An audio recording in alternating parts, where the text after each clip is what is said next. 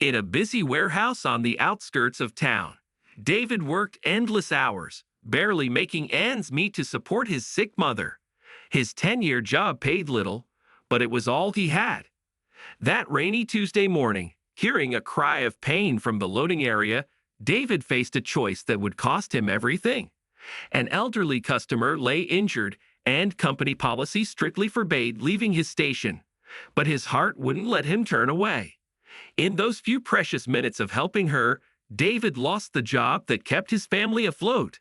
As he walked home in the rain that evening, shoulders heavy with worry, he had no idea that 3 sets of eyes had witnessed his sacrifice.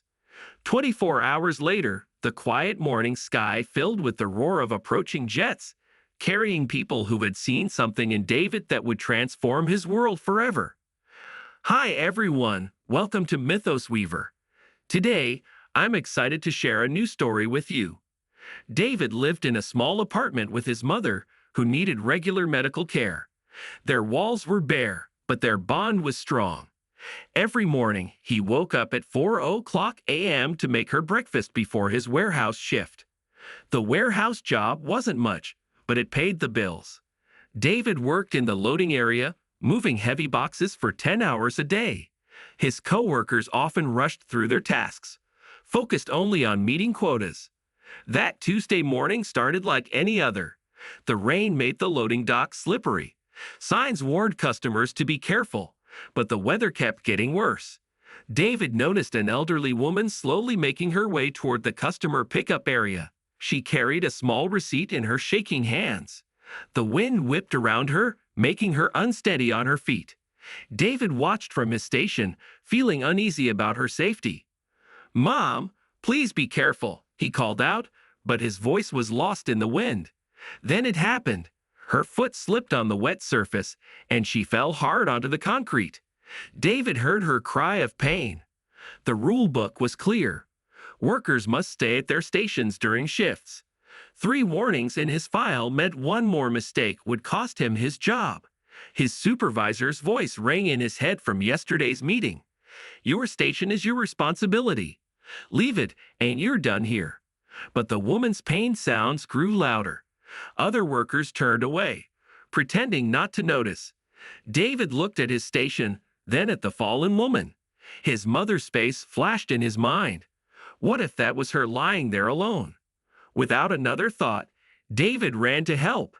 The woman clutched her hip, tears mixing with rain on her face. "Try not to move," he said softly, kneeling beside her.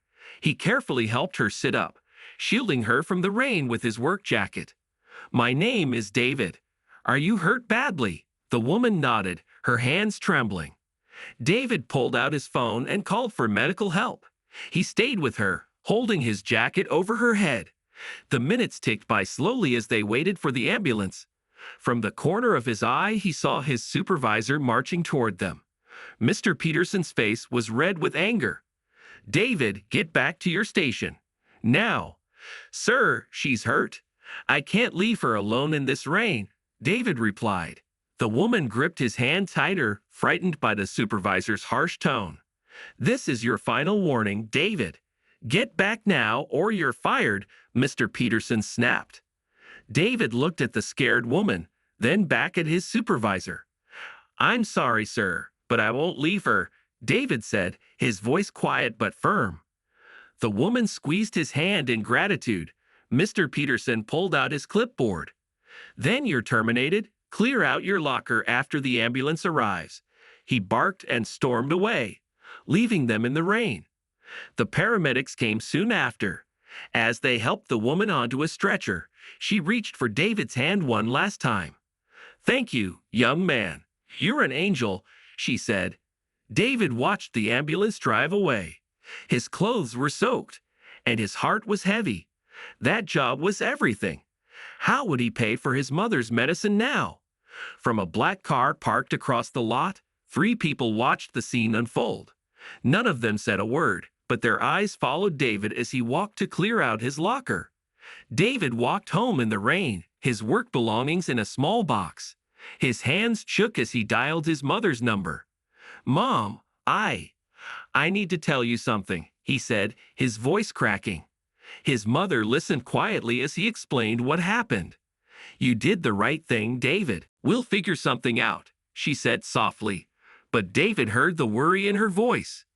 That evening, David sat at their small kitchen table, looking through job listings on his old laptop. His mother's medicine bottles lined the counter, a constant reminder of what was at stake. "Maybe the grocery store is hiring," his mother suggested, placing a cup of tea beside him. Before David could answer, his phone rang. An unknown number flashed on the screen. "Is this David?" A woman's professional voice asked. "This is Margaret Wells from Wells Industries. We'd like you to come in for a meeting tomorrow morning." David's heart skipped. Wells Industries was one of the biggest companies in the country. "I think there's been a mistake.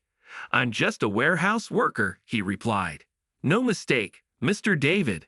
A car will pick you up at 9 a.m. The address is already being sent to your phone." The call ended before he could ask any questions. His mother watched him with curious eyes. What was that about? David shook his head, confused. "I'm not sure. Some big company wants to meet me tomorrow." That night, David couldn't sleep. He checked his phone repeatedly, making sure the message was real. The address belonged to the local airport's private terminal. Morning came quickly. At exactly 9 a.m., a black car pulled up outside their apartment. The driver opened the door for David, who felt out of place in his best shirt and old dress pants.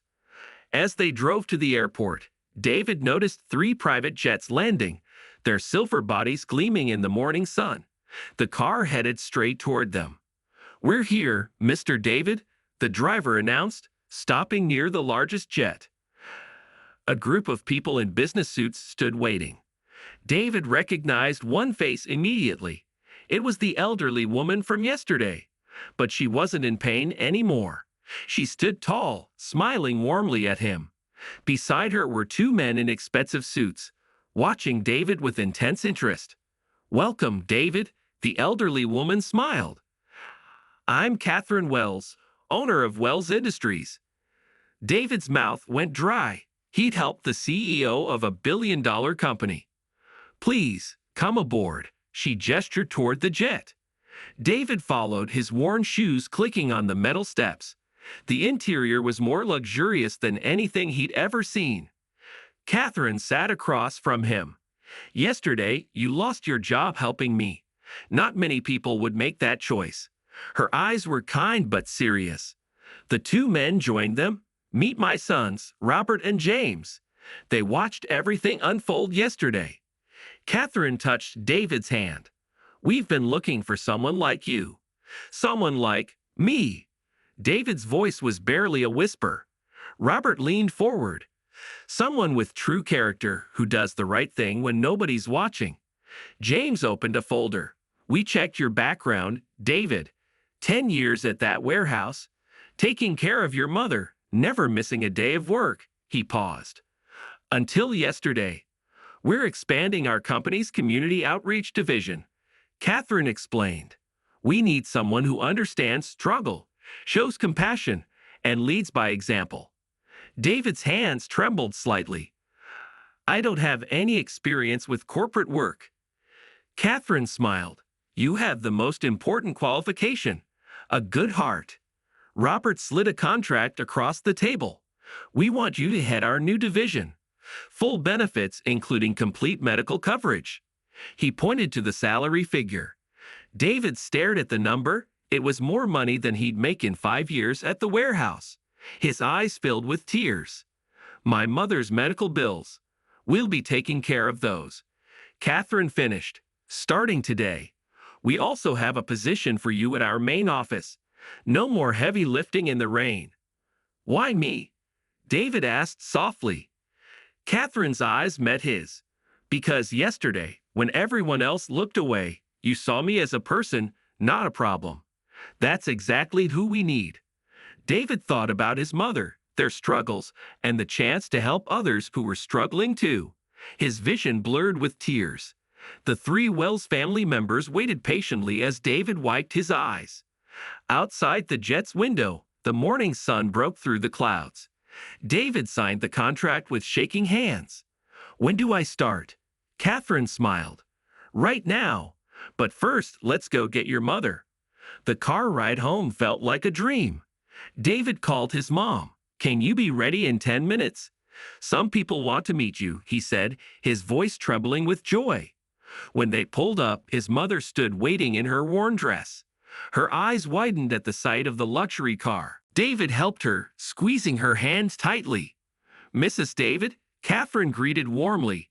Your son saved my life yesterday.